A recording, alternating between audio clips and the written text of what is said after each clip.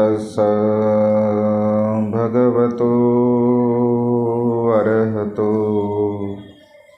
सम्मा संबुद्धस्स। विश्ववंदनीय विश्वशांतिदूत, महान करुणावान, करुणेचा सागर तथागत सम्यक संबुद्ध, तथागतांचा पावन पवित्र सद्धम्म, त्या सद्धम्माचा सातत्याने प्रचार आणि प्रसार करणारा सदा पूजनीय भिक्खू संघ, बुद्ध धम्म आणि संघ या महान तीन रत्नाची आम्हा सर्वांना माहिती करून देणारे, आम्हा सर्वांचा आधारस्तंभ, भारतीय घटनेचे शिल्पकार बोधिसत्व गुणपेतांग डॉक्टर बाबासाहेब आंबेडकर यांच्या धम्मक्रांतीमध्ये शेवटच्या श्वासापर्यंत समर्पित राहतो।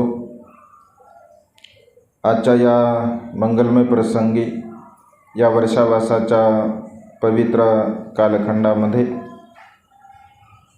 विश्वशांती बुद्धवार, विश्वशांती बुद्धविहार, पवननगर येथील सर्व श्रद्धासंपन्न उपासक उपासिका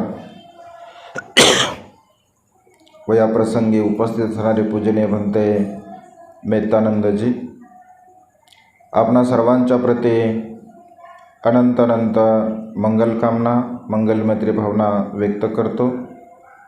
त्याचप्रमाणे सातत्याने प्युरिटी ऑफ माइंड या आपल्या यूट्यूब चॅनलच्या द्वारा धम्मदेशना श्रवण करणारे सर्वच श्रद्धासंपन्न उपासक उपासिका यांच्याही प्रती अनंत अनंत मंगलकामना, मंगलमैत्री भावना व्यक्त करून आपणा सर्वांच्या हितासाठी, सुखासाठी आणि कल्याणासाठी तथागतांच्या पवित्र धम्मदेशनेला प्रारंभ करतो।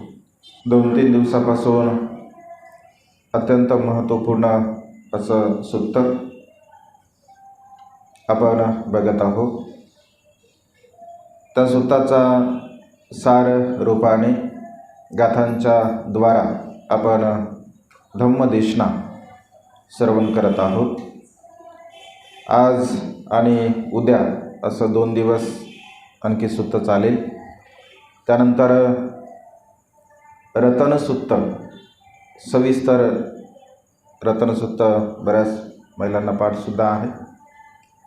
एका गाथेचा अर्थ आपण त्या रतनसूत्राच्या संदर्भामध्ये बघूया।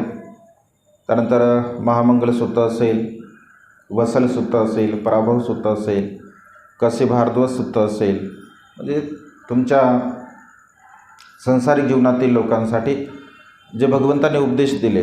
त्यानंतर सिगालवाद सूत्रसुद्धा अत्यंत महत्त्वपूर्ण सूत्र आहे। असे 5-6 सूत्र मला असं वाटतं या वर्षावासामध्ये होतील, कारण एका गाथेचा जर आपण विस्तार जर करत असेल तर त्यामुळे अधिक काळ आपल्याला लागू शकतो। तर आज आणि उद्याचा दिवस एक गाथा आहे, अत्यंत महत्त्वपूर्ण अशी ती गाथा आहे, ज्यामध्ये मनुष्याच्या चित्तातील निवारणाच्या संदर्भामध्ये भगवंतांनी उपदेश दिला। तर आज या गाथेच्या द्वारा आपण धम्मदेशना श्रवण करत आहोत। या गाथेमध्ये भगवंत असे म्हणतात की ज्यांच्या अंतःकरणात अनुराग राहिला नाही, ज्यांच्या अंतःकरणामध्ये, चित्तामध्ये, मनामध्ये अनुराग पूर्णतः ज्याचा नष्ट झाला, नाहीसा झाला, असा मनुष्य सर्प जसा जीर्ण झालेली कातडी टाकून देतो, अगदी तशाच प्रकारे आपल्या अंतःकरणामध्ये असणारे जे काय अकुशल विचार आहे, या अकुशल विचारांना ज्ञानी मनुष्य, प्रज्ञावान मनुष्य, बुद्धिवान मनुष्य पूर्णतः टाकून देत असतो। अशा प्रकारे या गाथेचा सार मराठीमध्ये आपल्याला पाहायला मिळतो। तर अंतःकरणामध्ये असणारा अनुराग हा जो शब्द आहे, तर विशेष रूपाने बौद्ध साहित्यांचं जेव्हा आपण चिंतन करतो, मनन करतो, तर अनुराग हा जो शब्द आहे, या शब्दांची व्याख्या करत असताना भगवंताने 7 प्रकारचे अनुराग सांगितले. अनुराग म्हणजे अंतःकरणामध्ये उत्पन्न होणारा अकुशल विचार, अकुशल भाव, ज्याला विकारसुद्धा आपण म्हणू शकतो. परंतु शब्दशः म्हणजे जो शब्द प्रयोग केला गेला आहे, तर त्याला अनुराग अशा प्रकारचा शब्द प्रयोग केला गेला आहे. तर 7 प्रकारचे अनुराग भगवंताने सांगितले. आजच्या या देशनेमध्ये ही 7 प्रकारचे अनुराग आपल्या देशनेच्या वेळेमध्ये थोडक्यामध्ये सार रूपाने आपण बघूया. पहिला अनुराग आहे राग, दुसरा आहे द्वेष, मान, मिथ्यादृष्टी, शंका, पुनर्जन्माच्या संदर्भामध्ये लोभ आणि 7वा आहे अविद्या. ही 7 प्रकारचे अनुराग भगवंताने सांगितले.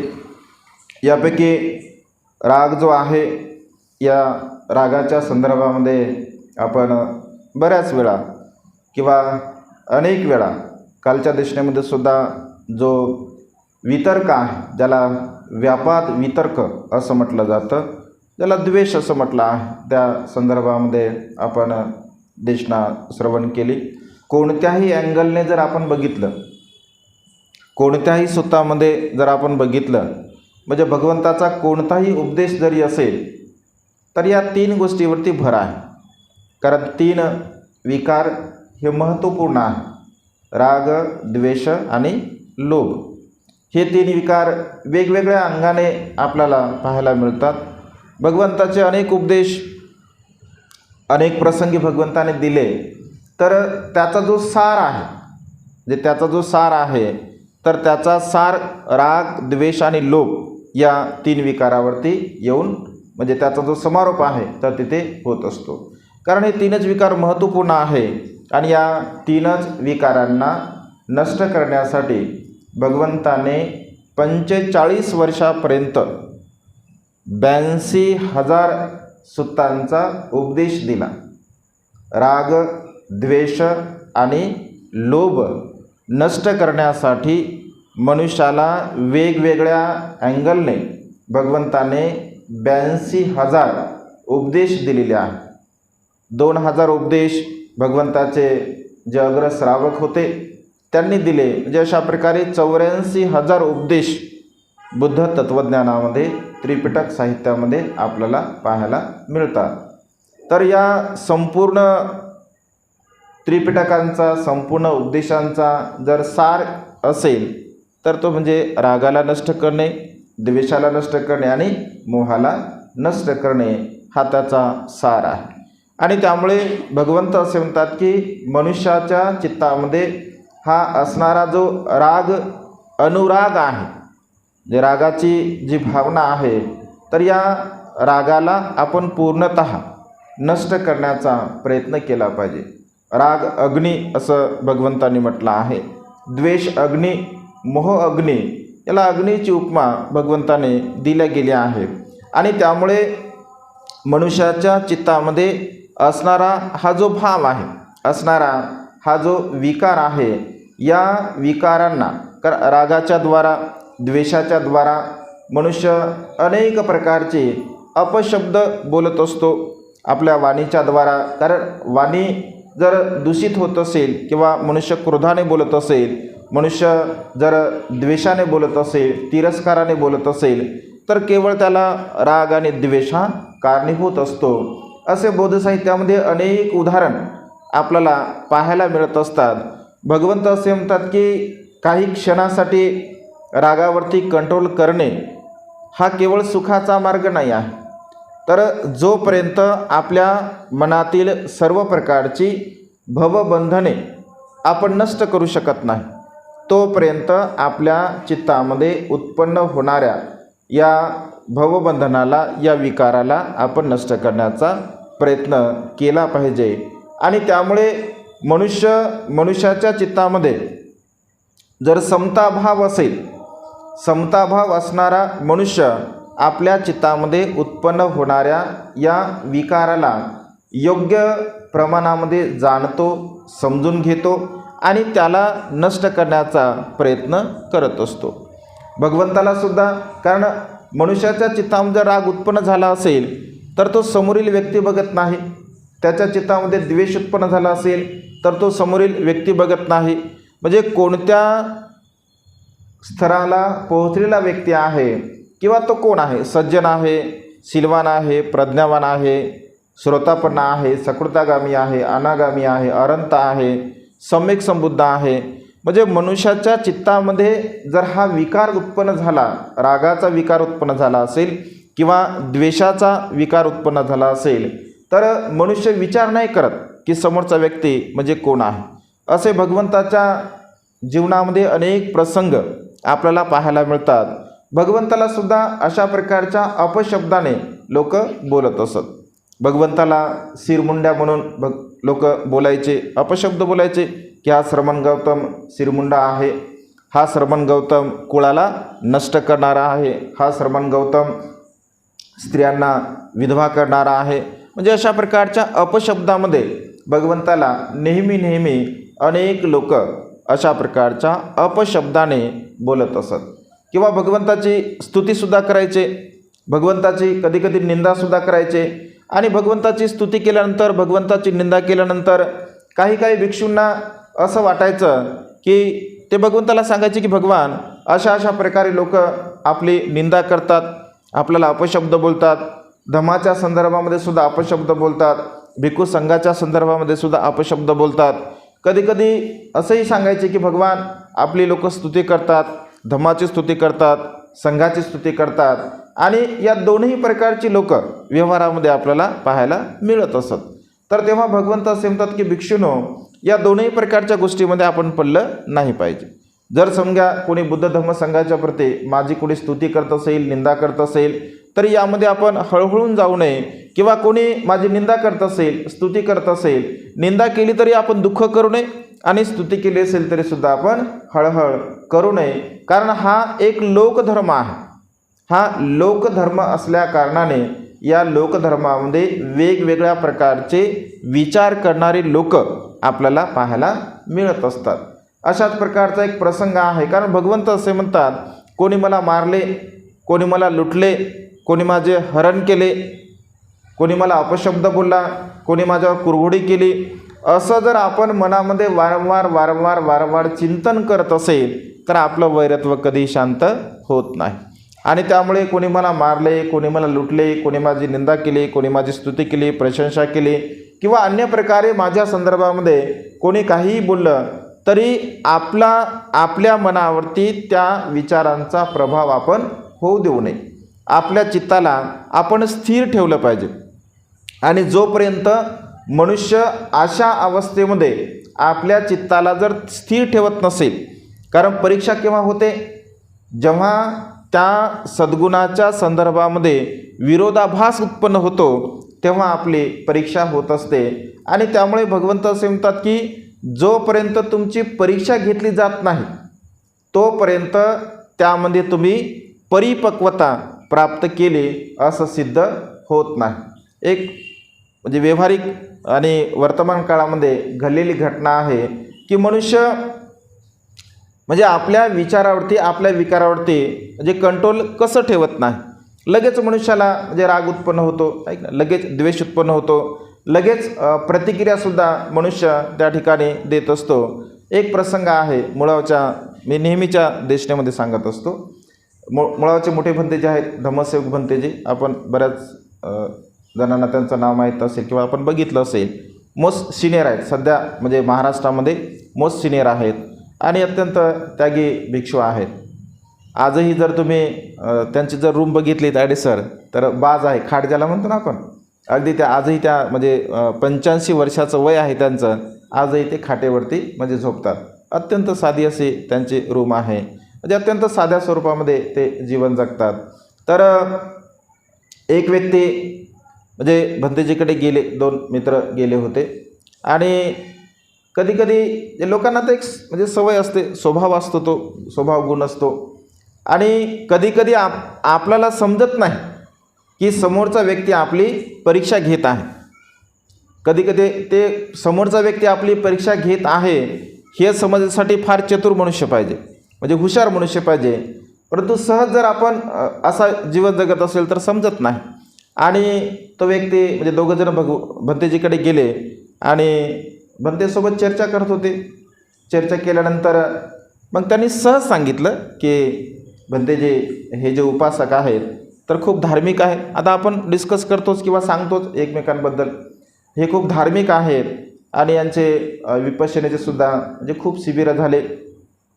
त्यानंतर यांचं सतीपठाणसुद्धा झालं, यानंतर त्यांचे दीर्घ शिबिरंसुद्धा झाले. अशा प्रकारे भंतेंना त्यांनी सांगितलं.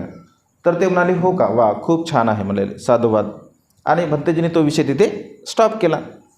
पुन्हा मग आणखी थोडी चर्चा झाली. चर्चा झाल्यानंतर पुन्हा मग त्या उपासकांनी तोच विषय सांगला. कदाचित त्यांना असं वाटत असेल किंवा यावरती भंतेजींनी चर्चा करावी किंवा डिस्कस करावं किंवा बोलावं. पहिल्यांदासुद्धा सांगितलं. भंतेजीने ठीक आहे, चांगली गोष्ट आहे, खूप छान आहे म्हटले. आणि पुन्हा मग काही विषय सुरू झाला. पुन्हा काही वेळानंतर पुन्हा त्या उपासकांनी तेच सांगितलं. मग पुन्हा भंतेजी म्हटले खूप छान आहे, चांगलं आहे. आणि आणखी थोडा वेळ चर्चा झाली. पुन्हा चर्चा झाल्यानंतर पुन्हासुद्धा त्या उपासकांनी तीच गोष्ट भंतेजींना म्हणजे रिपीट करून सांगितली बोलता बोलता. मग भंतेजी बोलले हो का, यांनी केले का शिबिरं म्हणे, यांनी या मूर्खाने शिबिर केले म्हणे, या मूर्खाने शिबिर केले म्हणे. मला वाटत नाही म्हणे याच्याकडे पाहून की याने शिबिर वगैरे केले असतील म्हणून, बिलकुल वाटत नाही म्हणे. तर या मूर्खाने शिबिरे केले असा शब्द त्याच्या कानावर पडला. त्याला आला राग. एका क्षणामध्ये म्हणे ओ भंतेजी असं बोलता का म्हणे, तुम्ही तर सिनियर भिक्षू आहा म्हणे, मोठे भिक्षू आहा म्हणे, आम्ही तर तुमच्याबद्दल खूप सारं ऐकलं होतं म्हणे. असं बोलल्याबरोबर भंतेजी म्हणे बघा म्हणे, याने शिबिरे केले का म्हणे, तुम्ही असं म्हणता म्हणे 10 शिबिरं केले, तुम्ही म्हणता म्हणे सतीपठाण केलं, तुम्ही दीर्घ शिबिरं केले. आता शिबिरं करण्याचा उद्देश काय आहे म्हणे, रागाला नष्ट करणे, द्वेषाला नष्ट करणे, मोहाला नष्ट करणे. मी सहज याला मूर्ख म्हटलं म्हणे. आता खरंच तुम्ही मूर्ख आहात का म्हणे. भंते म्हणले तुम्ही मूर्ख आहात का, नाही. मग तुम्ही जर मूर्ख नाही, मी तुम्हाला मूर्ख म्हटलं तरी काय फरक पडणार आहे, तुम्ही तर मूर्ख नाहीच ना म्हणे. जर तुम्ही मूर्ख असाल तर तुम्हाला लागलं असेल, पण तुम्ही मूर्ख नाहीच आहे, तुम्ही तर शहाणे आहात, तुम्ही तर बुद्धिमान आहात, तुम्ही तर एवढे शिबिरं केले. म्हणजे मग त्याला ते लक्षात आलं की हे आपलं इथे चुकलेलं आहे. जे सांगायचं तात्पर्य हे आहे की मनुष्याच्या जीवनामध्ये जोपर्यंत त्याची परीक्षा घेतल्या जात नाही, एखाद्या तत्वाच्या संदर्भामध्ये, धम्म आचरणाच्या संदर्भामध्ये आपली परीक्षा जोपर्यंत घेतल्या जात नाही तोपर्यंत आपल्यामध्ये किती संयम आहे किंवा आपण त्या तत्वाला किती, त्या तत्वाचा अंगीकार प्रत्यक्ष रूपाने करतो, तोपर्यंत त्याचं काही समजत नाही. आणि त्यामुळे म्हणजे हा जो भाव आहे, खरं तर हे काही सहजासहजी निघण्यासारखी गोष्ट नाही आहे. म्हणजे आपण जर समजा देशना श्रवण करतो, ऐकतो, वाचन करतो, त्याचं चिंतन करतो, मनन करतो, पण हे सहजासहजी निघण्यासारख्या गोष्टी नाही आहे. ना राग सहज निघण्यासारखा आहे, ना द्वेष सहज निघण्यासारखा आहे, ना मोह सहज कमी होण्यासारखा आहे. कारण याचे जे संस्कार असतात तर अनेक जन्मामध्ये हे संस्कार पडलेले असतात. लहानपणापासून आपल्यावरती हे संस्कार झालेले असतात. रागाचे संस्कार असतात, द्वेषाचे संस्कार असतात, मोहाचे संस्कार असतात. आणि हे संस्कार आपल्यावरती असल्यामुळे आपण जरी दाखवत नसेल, आपण जरी मुळामध्ये दाखवत नसेल, परंतु एखादा प्रसंग जोपर्यंत येत नाही, भगवंत असे म्हणतात की म्हणजे विशेष रूपाने भिक्षूंना उद्देशून भगवंताने हे सांगितलं आहे की भगवंत असे म्हणतात की भिक्षूंनो, जोपर्यंत तुमची परीक्षा घेतल्या जात नाही तोपर्यंत तुम्ही किती संयमित आहात, तुमच्यामध्ये तुमचा राग किती नष्ट झाला, द्वेष किती नष्ट झाला, मोह किती नष्ट झाला, तोपर्यंत सांगता येणार नाही. तुमची परीक्षा जर कोणी घेतली आणि त्या परीक्षेमध्ये जर तुम्ही सक्सेस झाले, यशस्वी झाले, तिथे जर तुमच्या मनामध्ये तुम्ही समता ठेवली तर त्या ठिकाणी तुम्ही गृहीत धरू शकता की तुमच्या विकारावरती कंट्रोल आहे, त्याच्यावरती तुमचा संयम आहे. म्हणजे तुम्हाला त्या गोष्टीमध्ये समता भाव ठेवता येतो. कारण हा लोकधर्म आहे आणि या लोकधर्मामध्ये अशा प्रकारच्या व्यवहाराने जीवन जगणारी लोक आपल्याला पाहायला मिळतात. बुद्ध आणि त्यांचा धम्मग्रंथामध्ये सुद्धा एक असं उदाहरण आलेलं आहे बघा, की मनुष्याची परीक्षा जोपर्यंत घेतल्या जात नाही तोपर्यंत त्याचा राग आणि त्याचा द्वेष हे कमी झाला आहे असं आपण म्हणजे समजू शकत नाही. जसं एक श्रावस्तीमध्ये विदिशा नावाची एक स्त्री असते. एक बुद्धांत धम्मग्रंथामध्ये उदाहरण आलेलं आहे. विदिशा नावाची एक स्त्री असते आणि त्या स्त्रीची ख्याती असते की ती खूप शांत आहे, खूप संयमशील आहे. ती कधी कोणाला भांडत नाही, कधी कोणाला बोलत नाही, आपल्या कामाशी काम ती ठेवते. अशा प्रकारे संपूर्ण त्या परिसरामध्ये या विदिशा नावाच्या स्त्रीची ख्याती असते. ती प्रसिद्ध असते की ही स्त्री खूप संयमशील आहे, ही स्त्री खूप शांत आहे. तिची काली नावाची एक दासी असते आणि ती दासी एकदा कामं करून अशी बसलेली असते आणि ती विचार करते, चिंतन करते, खरोखरच माझी जी मालकीण आहे तर तिला राग येत नसेल का, तिच्या मनामध्ये रागाचा अंश असेल का, किंवा ती खरोखर रागिष्ट नसेल का, तिचा राग खरोखर पूर्ण कमी झाला असेल का. कदाचित असंही होऊ शकते तिला राग उत्पन्न होण्याचा प्रसंगच येत नसेल, कारण मी तर सर्व प्रकारचे कामं अगदी व्यवस्थित करते, नीटपणे करते, तिला म्हणजे बोलण्याची संधीसुद्धा मी देत नाही. कदाचित असंही होऊ शकते मी व्यवस्थित कामं करत असल्यामुळे तिला राग उत्पन्न करण्याची संधी उपलब्ध होत नसेल, मी परीक्षा घेण्याचं ठरवते, असा ती विचार करते. आणि दुसऱ्या दिवशी असं म्हटलं आहे की थोडी उशिरा ती उठते, म्हणजे नित्यनेमाने ज्या वेळेला ती उठते त्याच्यापेक्षा थोडं अधिक वेळेने ती उठत असते. तर तिची मालकीण म्हणते, का गं काली, आज तू उशिरा का उठली. ती काहीच प्रतिक्रिया येत नाही, ती म्हणते त्यात का आहे असं म्हणते आणि आपल्या कामाला सुरुवात करत असते. तर तू का उशिरा उठली असं जे शब्द आहे, जे शब्दामध्ये सुद्धा समजते बघा. सहज पहिला शब्द बोलल्या समजते कधी कधी की तो शब्द कशा पद्धतीने बोलल्या गेलेला आहे आणि तिला थोडी जाणीव होते, कारण ऑलरेडी परीक्षा घेण्याचं तिने ठरवलेलं असतं. तिला थोडी जाणीव होते की राग थोडाफार आहे. लगेच दुसऱ्या दिवशी पुन्हा अधिक उशिरा उठते. अधिक उशिरा उठल्यानंतर पुन्हा मालकीण म्हणते, का गं काली, का उशिरा उठली. ती हसते, स्मित हास्य करते आणि पुन्हा म्हणते त्यात काय आहे म्हणते, त्यात काय आहे का म्हणते, असं पुन्हा मूर्ख कुठली असं ती बोलते. आणि पुन्हा ती म्हणते अरे राग मात्र आहे. आणि पुन्हा तिसऱ्या दिवशी त्याच्यापेक्षा अधिक उशिरा उठते. अधिक उशिरा उठल्यानंतर पुन्हा ती म्हणते, का गं काली, काय एवढ्या उशिरा उठली. ती पुन्हा हसते आणि त्यात काय म्हणते, त्यात काय म्हणते कुठली. आणि तिचा राग अनावर होतो आणि लगेच एक ठोकळा घेते आणि भरदिशाने तिच्या डोक्यावरती मारते.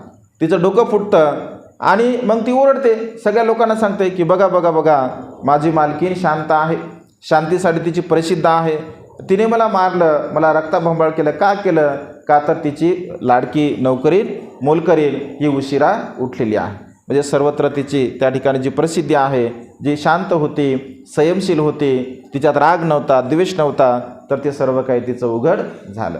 म्हणजे मनुष्याचा भगवंत असे म्हणतात की जो स्वभाव आहे, तर मूळ स्वभाव कधीकधी मनुष्याचा म्हणजे उघड होत नसतो, परंतु प्रसंग जर मनुष्याच्या जीवनामध्ये तसा आला तर नक्कीच मात्र तो प्रसंग उघड होत असतो. आणि तेव्हा मग आपल्यामध्ये किती संयम आहे, तेव्हा आपला राग किती नष्ट झाला आहे, द्वेष किती नष्ट झाला आहे, हे मात्र त्या ठिकाणी आपण सांगू शकतो. भगवंत असे म्हणतात की अशा प्रसंगी आपण नेहमी शांत राहिलं पाहिजे, नेहमी संयमशील राहिलं पाहिजे. कारण हा अनुशय जर तुम्हाला तुमच्या चित्तातील जर काढायचा असेल, ज्याला राग असं म्हटलं आहे, ज्याला द्वेष असं म्हटलं आहे, तर भगवंत असे म्हणतात की याची प्रॅक्टिस म्हणजे याची प्रॅक्टिस खूप महत्त्वपूर्ण आहे. हे सहजासहजी एका दिवसामध्ये निघणार नाही. आज मी म्हटलं की माझा आजच्या दिवसा राग सगळा कमी करतो असं नाही आहे. तर याची प्रॅक्टिस आपल्याला खूप करावी लागणार आहे आपल्या जीवनामध्ये. याची प्रॅक्टिस जर आपण करत असेल म्हणजे हळूहळू ह्या सगळ्या गोष्टी कमी होण्यासारख्या असतात आणि केल्यासुद्धा जातात. त्याची जर प्रॅक्टिस केली असेल तर, प्रॅक्टिस केल्यानंतर बुद्ध बनतात, प्रॅक्टिस केल्यानंतर बोधिसत्व बनतात. त्यांनी प्रॅक्टिस केली म्हणूनच ना 6 वर्षापर्यंत त्यांनी तपश्चर्या केली, 6 वर्ष ज्या गोष्टीसाठी त्यांनी तपश्चर्या केली तेव्हाच त्यांना ज्ञान प्राप्त झालं. म्हणजे या संसारामध्ये प्रयत्नाने मनुष्य त्या ठिकाणी फळाला प्राप्त होत असतो. आणि त्यामुळे हळूहळू अशा प्रकारच्या या विकारांना नष्ट करण्याचा आपण प्रयत्न केला पाहिजे. तर हा जो अनुराग आहे, ज्याला राग असं म्हटलं आहे आणि द्वेष म्हटलं आहे, तर हा राग आणि द्वेष आपण पूर्णपणे नष्ट करण्याचा प्रयत्न केला पाहिजे. त्यानंतर तिसरं अनुशय आहे ज्याला मान असं म्हटलं आहे. तिसरा अनुशय आहे मान. मान म्हणजे अभिमान, मान म्हणजे गर्व, गर्व अभिमान, ज्याला मान असं म्हटलं जातं. तर हा जो मान अनुशय आहे, भगवंत असे म्हणतात की हा गर्वाचा जो भाव आहे, गर्व मनुष्याच्या चित्तामध्ये आहे. कोणत्या कोणत्या गोष्टींचा गर्व असतो मनुष्याला? कोणत्या कोणत्या गोष्टीचा असतो? धनसंपत्ती आहे का? पैसा म्हणजे धनसंपत्ती, धनसंपत्तीचा एक गर्व. आणखी ज्ञानाचा एक गर्व, 2, सौंदर्याचा 3, आणखी बरंच माहीत आहे तुम्हाला. आणखी आणखी सांगा ना, आणखी आहेत आहे की नाही? एक ज्ञानाचा गर्व असतो, महत्त्वाचे गर्व आहे ते आहे की नाही? एक ज्ञानाचा गर्व, एक धनसंपत्तीचा गर्व, सौंदर्याचा गर्व आणि बलाचा गर्व. शक्तीचा पण गर्व असते ना. बलवान जर एखादा मनुष्य असेल तर त्याला सुद्धा शक्तीचा घमंड असते. हे महत्त्वपूर्ण 4 प्रकारचे गर्व, 4 प्रकारचा अभिमान असतात असं भगवंतांनी म्हटलं आहे. मग हा जो मान आहे, मान, अभिमान, गर्व मनुष्याच्या चित्तामध्ये जर असेल, याचं प्रमाण जर अधिक असेल, तर या 4 गर्वाने युक्त असणारा मनुष्य धम्माला सुद्धा श्रवण करू शकत नाही. अलग लक्षात तुमच्या? म्हणजे हे 4 गर्व ज्यांच्या अंगी आहे तर तो धम्माला सुद्धा श्रवण करू शकत नाही. अनेक उदाहरणं आपल्यासमोर आहेत. एखादा ज्ञानी मनुष्य असेल तर त्याला असं वाटतं मला काय सगळंच माहीत आहे म्हणतात लोक. काही लोक म्हणतात हे सगळं मला माहीत आहे म्हणतात, सगळं माझ्या पाठ आहे, मुखोगत आहे म्हणतात. म्हणजे ज्ञान घेण्याची जी क्षमता असते, ज्याला श्रोतमय ज्ञान भगवंताने म्हटलं आहे, ऐक ना, एक श्रोतमय ज्ञान आहे ना. भगवंत असे म्हणतात की या सृष्टीमध्ये ऐकून ऐकून जेवढं ज्ञान आपण घेत असतो तेवढं वाचन करून सुद्धा घेत नाही आपण. कारण म्हणजे नेहमी ऐकतो आपण, प्रत्येक लोकांचं ऐकतो. वाचन करणारा व्यक्ती फक्त एक विषय वाचत असेल, परंतु ऐकणारा व्यक्ती हा असंख्य विषयाच्या संदर्भामध्ये ऐकत असतो, ज्याला श्रोतमय ज्ञान असं म्हटलं आहे. तर एखादा मनुष्य जर ज्ञानी असेल तर ज्ञानी असणारा मनुष्यसुद्धा जे स्वतःच्या मनामध्ये त्या ज्ञानाच्या संदर्भामध्ये जर त्याला अभिमान असेल, त्याला गर्व असेल, तर देशनेला तो श्रवण करू शकत नाही. कधी कधी एखाद्या मनुष्याला असं वाटतं की धनवान मनुष्य, बौद्ध साहित्यामध्ये असे अनेक उदाहरण आपल्याला पाहायला मिळतात की धनवान लोक जेतवन विहारामध्ये जात नव्हते. अनेक लोक, धनवान लोक, कारण त्यांना असं वाटायचं, ते बघायचे, त्यांच्यासमोर उदाहरणं असायचे की जे धनवान लोक भगवंताकडे गेले, मग त्या धनवान लोकांनी आपलं जे संपूर्ण धन आहे तर ते संपूर्ण धन भगवंतासाठी, भिक्खू संघासाठी खर्च केलं. असे अनेक उदाहरणं आहेत. आणि त्यामुळे अनेक लोक भगवंताकडे जातच नसत, अनेक लोक भगवंताची देशना श्रवण करत नसत. परंतु ज्यांचं म्हणजे चित्त जर समजा धम्मदेशनेकडे वळणार असेल तर भगवंत त्याच्यावरती वेगवेगळ्या प्रकारचे प्रयोग करायचे आणि त्यांना धम्मामध्ये प्रतिष्ठित करत असत. आणि मग त्यांना पश्चाताप होत असे की आपण एवढ्या जवळ भगवंताचे असून जेतवन विहारामध्ये गेलो नाही, देशना श्रवण केले नाही. तर अनेक लोकांना तसं वाटायचं. म्हणजे असे अनेक लोक आपल्या संपत्तीमुळे सुद्धा, अनेक धनवान लोक आहेत. खरं तर बाबासाहेब असं म्हणतात की बुद्ध तत्त्वज्ञानाची खरी गरज ही धनवंतांना नाही आहे. ही बुद्ध तत्त्वज्ञानाची खरी गरज जे गोरगरीब लोक आहे तर त्यांना आहे. कारण धनवान लोकांना म्हणजे त्यांना काही विशेष असं वाटत नाही.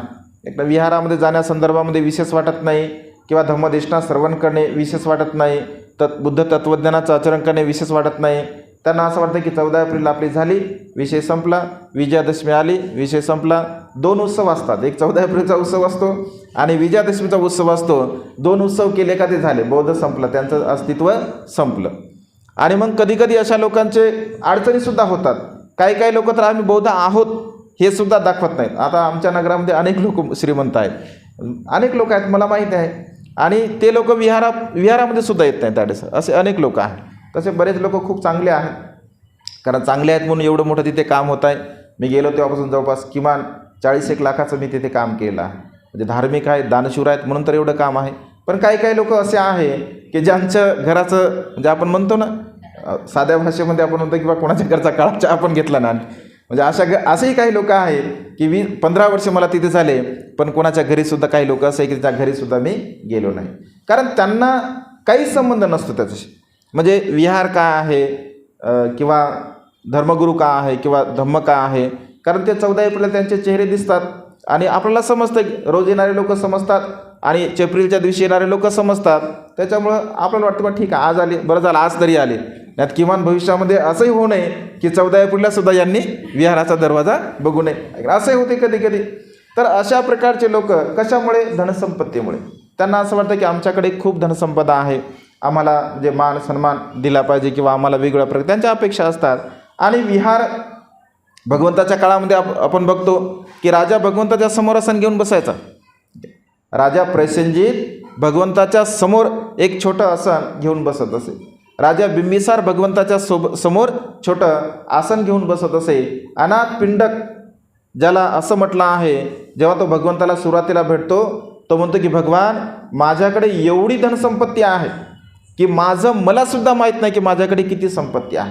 असा व्यक्ती भगवंताच्या समोर त्या ठिकाणी आसन घेऊन बसत असे. अनेक श्रेष्ठी लोक, राजे लोक, धनवान लोक भगवंताच्या समोर आसन घेऊन बसत असत, कारण ज्यांच्या मनामध्ये धम्माप्रती आस्था आहे, धम्माप्रती जिव्हाळा आहे, श्रद्धा आहे, तर ते लोक धम्माचं आचरण करू शकतात.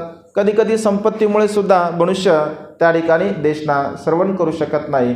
कधी कधी असं होते, बलवान व्यक्तीला असं वाटतं जाऊ द्या, आपल्याला त्याच्याशी काही घेणं देणं, आपण काय दुबळे आहोत का धर्माचरण. आणि काही लोक तर असे म्हणतात की धम्माचं आचरण करणारी लोक, जसं विपश्यनेच्या संदर्भामध्ये लोक बोलतात काही काही की विपश्यना करणारी लोक हे एकदम शांत असतात, असं लोक म्हणतात, पण तसं काही नसते.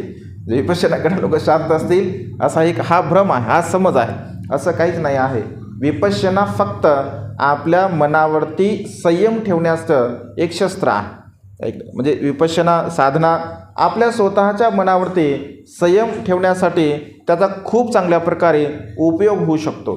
चांगल्या गोष्टी करण्यासाठी, आपल्या चित्ताला एकाग्र करण्यासाठी सुद्धा खूप चांगला उपयोग होऊ शकतो. जर साधना करणारी लोक जर शांत असते तर ब्रह्मदेशामध्ये भिक्षूंनी युद्धामध्ये सहभागी झाले नसते, ऐक ना. साधना करणारे जर समजा शांत असते तर श्रीलंकेमध्ये जेव्हा लिट्टेंचं युद्ध झालं तेव्हा 10,000 भिक्षूंना चिवर काढून हातामध्ये शस्त्र घेतलं नसतं, कारण प्रथम देश आहे. बाबासाहेब काय म्हणतात, I am first Indian and last Indian. म्हणजे देश हा सर्वप्रथम असतो, त्याच्यानंतर तत्त्वज्ञान, त्याच्यानंतर धर्म आहे. म्हणजे धर्म आपल्यासोबत तर आवश्यकच आहे, परंतु देशसुद्धा अत्यंत महत्त्वपूर्ण आहे. आणि त्यामुळे कधीकधी लोकांना तसं वाटतं, परंतु असं काही नसतं. आणि त्यामुळे काही बलवान लोकसुद्धा, धनवान लोकसुद्धा, प्रज्ञावान लोकसुद्धा धम्माला श्रवण करू शकत नाही. का? कारण त्यांच्यामध्ये मान असतो, अभिमान असतो, गर्व असते, आणि त्या गर्वामुळे ते तशा प्रकारचं जीवन जगत असतात. सौंदर्यामुळे सुद्धा धम्मदेशना श्रवण करू शकत नाहीत लोक. बरं, आता सौंदर्यामुळे का नाही, काय कारण असेल? सौंदर्यामुळे देशना श्रवण करू शकत नाहीत, कसं काय? तर सौंदर्याचा आणि देशनाचा काय संबंध आहे? इथेच तर खरा संबंध आहे. कारण भगवंत काय शिकवतात, सर्व काही अनित्य आहे. भगवंताचा उपदेश आहे ना, सर्व काही अनित्य आहे, सर्व काही क्षणभंगुर आहे, परिवर्तनशील आहे.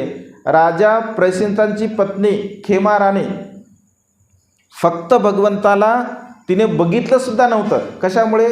भगवंत हे अनित्यवाद सांगतात, भगवंत हे सौंदर्याची अवहेलना करतात. अशा प्रकारे तिला जेव्हा समजलं की भगवंत अनित्यवादच सांगतात, कारण भगवंत नेहमी अनित्यवाद सांगायचे. तेवढंच नव्हे तर भगवंताची म्हणजे सिद्धार्थ गौतमाची बहीण रूपनंदा जेव्हा भिक्षुणी बनते, अगोदर ती खूप सुंदर असते, म्हणजे सौंदर्याप्रतीला खूप गर्व असते. ती जेव्हा भगवंत कपिलवस्तूला जातात तर भगवंताला ती भेटण्यासाठी सुद्धा येत नाही, कारण ती सुंदर असते, तिला स्वतःच्या सौंदर्याबद्दल गर्व असतो. तसं तर ती म्हणजे गणिका बनत असते, कारण ते त्यांची ती पद्धती असते. आणि पुन्हा मग ती भिक्षुणी बनते. भिक्षुणी बनल्यानंतर सुद्धा ती भगवंताचं दर्शन घेत नाही, का तर भगवंत अनित्यवादावरती उपदेश देतात. पण बुद्ध असतात, बुद्ध तिलाही उपदेश करतात, खेमाला सुद्धा करतात. म्हणजे अशा प्रकारे केवळ सौंदर्यामुळे भगवंताचं दर्शनसुद्धा ते घेत नाहीत. खेमा ही प्रज्ञेमध्ये अग्र आहे. जसं इकडे भिक्षूंमध्ये सारीपुत्त अग्र आहेत, तशी भिक्षुणीमध्ये खेमा भिक्खुणी अग्र आहे. खूप पुण्यवान असते ती, अत्यंत पुण्यवान असते, प्रज्ञावान असते आणि सौंदर्यवानसुद्धा असते. सौंदर्याच्या गर्वामुळे ती भगवंताचं दर्शन घेऊ शकत नाही, परंतु राजाची खूप इच्छा असते की खेमाने सुद्धा भगवंताचं दर्शन घ्यावं, कारण तिने सुद्धा दर्शन घ्यावं अशी त्यांची खूप इच्छा असते. तर जे एकदा वेळूवनावरती ते एक काव्य करायला सांगतात एका कवीला, कारण तिला काव्याची खूप आवड असते खेमाला, आणि सुंदर असं काव्य वेळूवनावरती केलं जातं. तर ती म्हणजे राजा अशा प्रकारची परिस्थिती निर्माण करतो की खेमाने जे वेळूवनामध्ये जावं, आणि वेळूवनामध्ये गेल्यानंतर त्या जो काही गाणं म्हणणारा आहे त्याने अत्यंत मधुर आवाजामध्ये त्या वेळूवनाचं वर्णन तिच्या कानावरती पडत असते. जेव्हा ती म्हणते की एवढं सुंदर गाणं कोण गात आहे आणि वेळूवन एवढं सुंदर आहे, म्हणजे तिला त्याची आवड असते आणि मग ती तिकडे झुकल्या जाते, कलेची तिला आवड असते. तर जेव्हा अशा प्रकारचं भगवंत दृश्य निर्माण करतात, अनेक लोक भगवंताच्या समोर बसले असतात, खेमा अगदी वेळूवनाच्या म्हणजे द्वारावरती येत असते, सहज तिची भगवंतावरती नजर जात असते. भगवंतावरती नजर गेल्यानंतर भगवंतसुद्धा सहज तिच्याकडे एक दृष्टिक्षेप टाकत असतात. म्हणजे एक नजर भगवंत बघतात आणि पुन्हा नजर हटवतात, एक नजर आणि पुन्हा हटवतात. तर भगवंताकडे सुद्धा ती बघते आणि भगवंतसुद्धा तिच्याकडे बघतात, परंतु भगवंत एक नजर टाकल्यानंतर बाकी नजर लगेच हटवतात. तर असं जेव्हा हा जो प्रसंग घडतो तर तिला खूपच वाईट वाटते. तिला असं वाटते, मला एखाद्या व्यक्तीने बघितल्यानंतर माझ्यावरून कोणी नजर हटवावी, ही तर म्हणजे गोष्ट खूप आश्चर्याची आहे, कारण ती खूप सुंदर होती, खूप रूपवान होते. ती म्हणते की भगवंतानी माझ्या म्हणजे सौंदर्याचा अपमान केला असं तिला वाटतं.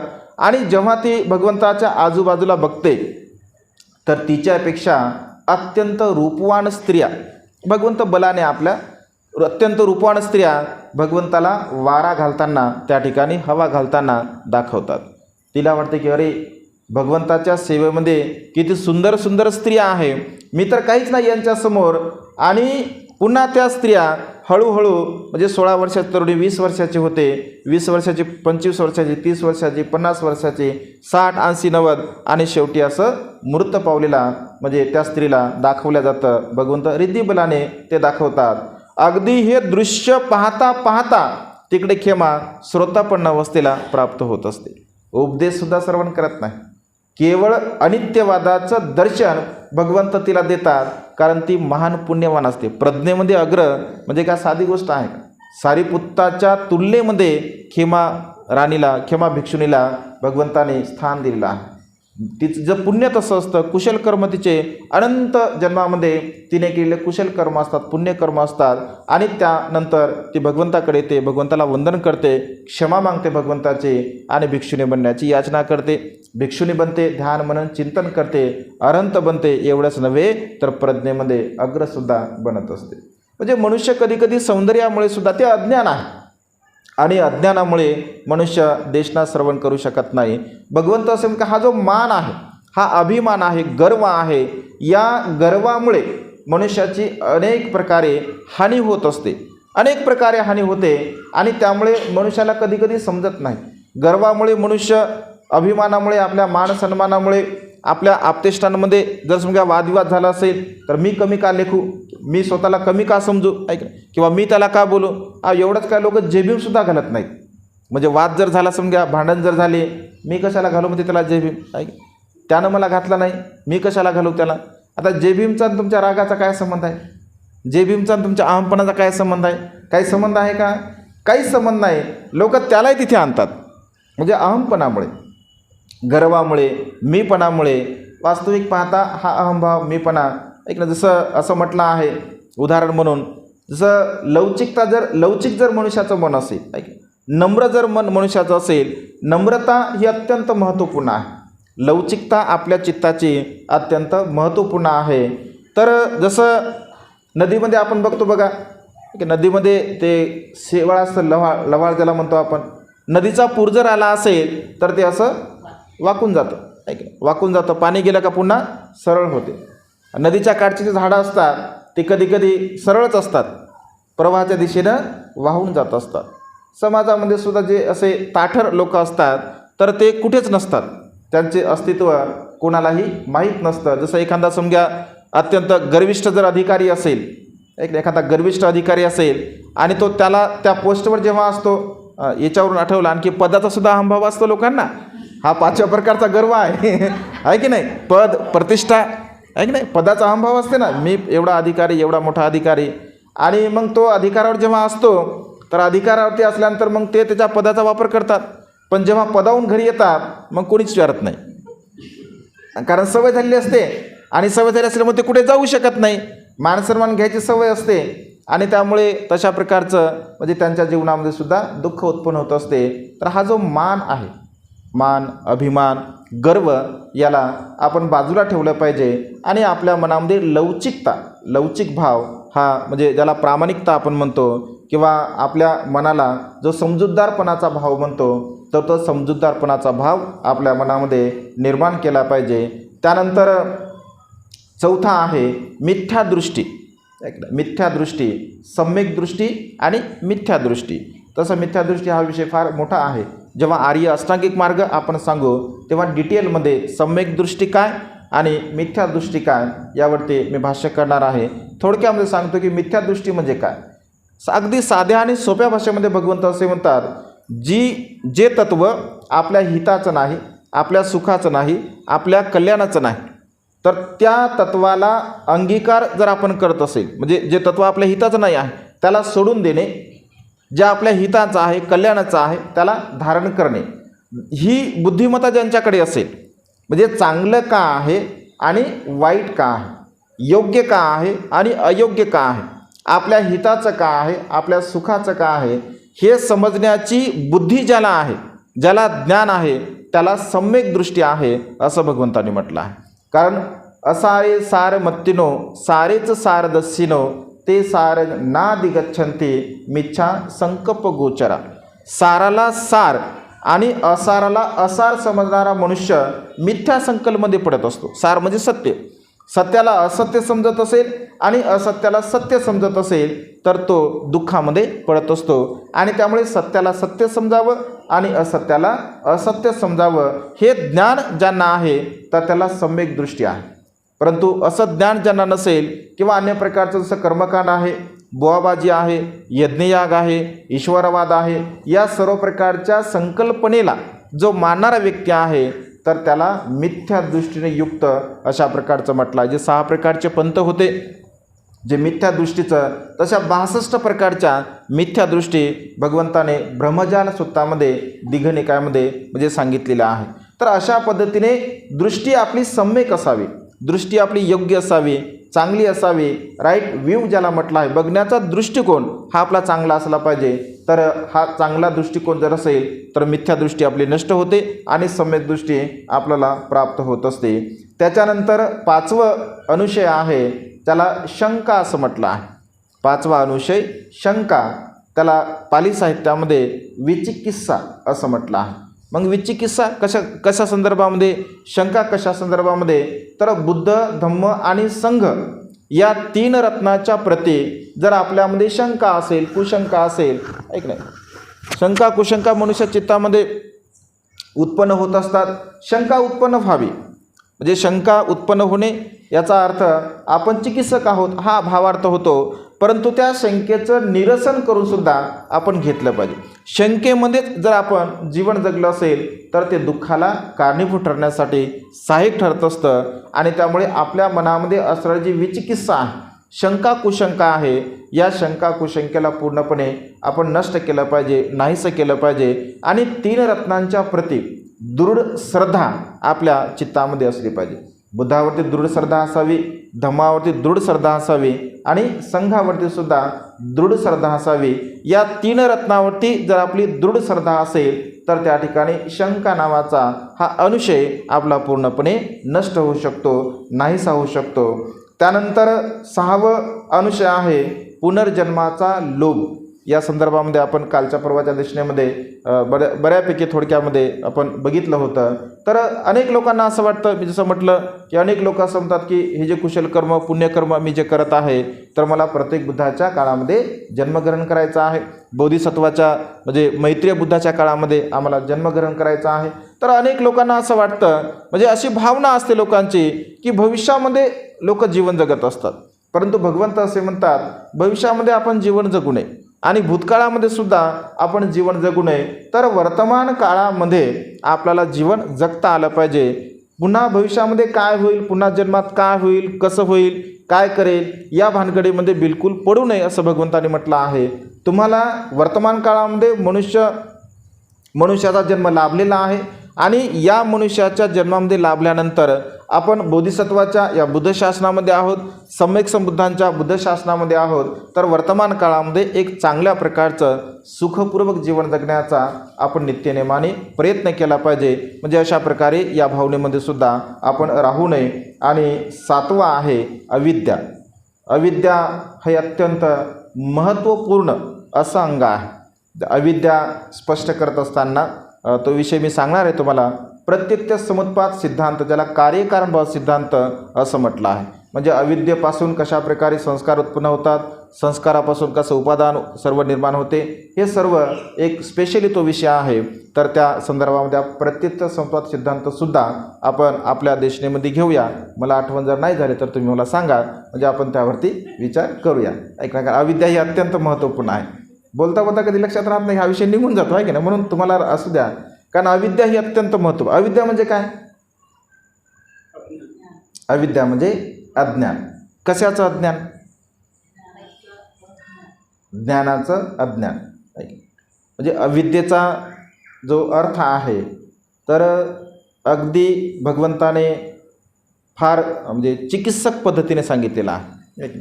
हे जे प्रतीतस्वाद सिद्धांत तर आहेत, परंतु भगवंत असे म्हणतात की ज्या मनुष्याला 4 आर्य सत्याचं ज्ञान नसेल तो मनुष्य अज्ञानी. म्हणजे दुःख आहे, दुःखाचं कारण आहे, दुःखाचं निवारण आहे आणि दुःखमुक्तीचा मार्ग आहे. या 4 आर्य सत्याचं ज्या मनुष्याला ज्ञान नसेल तो मनुष्य अज्ञानी आहे, तो अविद्येमध्ये आहे. आणि या 4 गोष्टींचं ज्ञान ज्यांना आहे त्याला प्रज्ञावान म्हटलं आहे भगवंताने. आणि त्यामुळे ही अविद्या नष्ट केली पाहिजे आणि प्रज्ञा उत्पन्न केली पाहिजे. तर सविस्तरपणे आपण हा विषयसुद्धा म्हणजे बघणार आहोत. तर अशा प्रकारचे हे 7 अनुशय म्हणजे आपल्या चित्तामध्ये उत्पन्न होणारे जे विकार आहेत, राग अनुशय आहे, द्वेष अनुशय आहे, एक ना मान अनुशय आहे, त्यानंतर शंका कुशंका अनुशय आहे, मिथ्यादृष्टी अनुशय आहे आणि पुनर्जन्माच्या भवाच्या संदर्भामध्ये जी काही इच्छा आहे तो अनुशय आहे आणि अविद्येचा अनुशय आहे. तर अशा प्रकारे आपल्या चित्तामध्ये उत्पन्न होणारी ही 7 प्रकारचे विकार आहे, ज्याला भगवंताने अनुशय असं म्हटलेलं आहे. या सर्व प्रकारच्या विकाराला आपण पूर्णपणे नष्ट करण्याचा प्रयत्न केला पाहिजे आणि आपलं हे मानवी जीवन सुखाच्या मार्गाकडे घेऊन जाण्याचा प्रयत्न केला पाहिजे. आजच्या मंगलमय प्रसंगी अधिक न बोलता आपणा सर्वांच्या हितासाठी, सुखासाठी आणि कल्याणासाठी ही धम्मदेशना इथे संपन्न करतो. सर्वांचं मंगल हो, सर्वांचं कल्याण हो, सर्वांना दीर्घायुष्य लाभो.